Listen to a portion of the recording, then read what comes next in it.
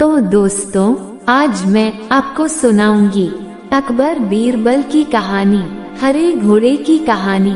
एक शाम राजा अकबर अपने प्रिय बीरबल के साथ अपने शाही बगीचे की सैर के लिए निकले। वह बगीचा बहुत ही शानदार था। चारों ओर हरियाली ही हरियाली थी और फूलों की भीनी भीनी खुशबू वातावरण को और भी खूबसूरत बना रही थी।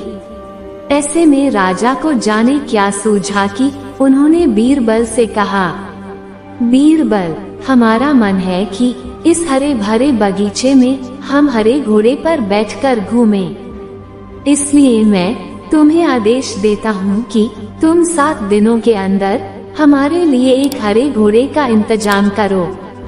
वहीं अगर तुम इस आदेश को पूरा करने में असफल रहते हो तो तुम कभी भी मुझे अपनी शक्ल न दिखाना।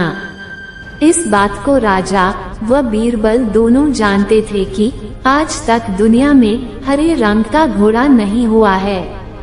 फिर भी राजा चाहते थे कि बीरबल किसी बात में अपनी हार स्वीकार करें। इसी कारण उन्होंने बीरबल को ऐसा आदेश दिया। मगर बीरबल भी बहुत चालाक थे। वो भली भांति जानते थे कि राजा उनसे क्या चाहते हैं। इसलिए वो भी घोड़ा ढूंढने का बहाना बनाकर 7 दिनों तक इधर उधर घूमते रहे। 8वें दिन बीरबल दरबार में राजा के सामने पहुँचे और बोले, महाराज, आपकी आज्ञा के अनुसार मैंने आपके लिए हरे घोड़े का इंतजाम कर लिया है, मगर उसके मालिक की 2 शर्तें हैं। राजा ने उत्सुकता से दोनों शर्तों के बारे में पूछा। तब बीरबल ने जवाब दिया, पहली शर्त यह है कि उस हरे घोड़े को लाने के लिए आपको स्वयं जाना होगा। राजा इस शर्त के लिए तैयार हो गए। फिर उन्होंने दूसरी शर्त के बारे में पूछा।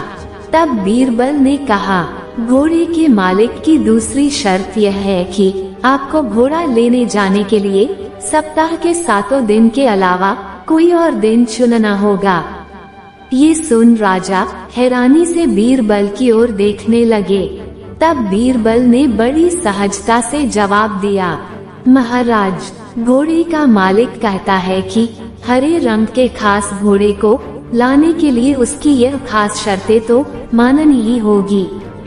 राजा अकबर बीरबल की यह चतुराई भरी बात सुनकर खुश हो गए और मान गए कि बीरबल से उसकी हार मनवाना वाकई में बहुत मुश्किल काम है। ये कहानी हमें ये सिखाती है कि सही सूझबूझ और समझदारी के साथ नामुमकिन लगने वाले काम को भी आसानी से किया जा सकता है।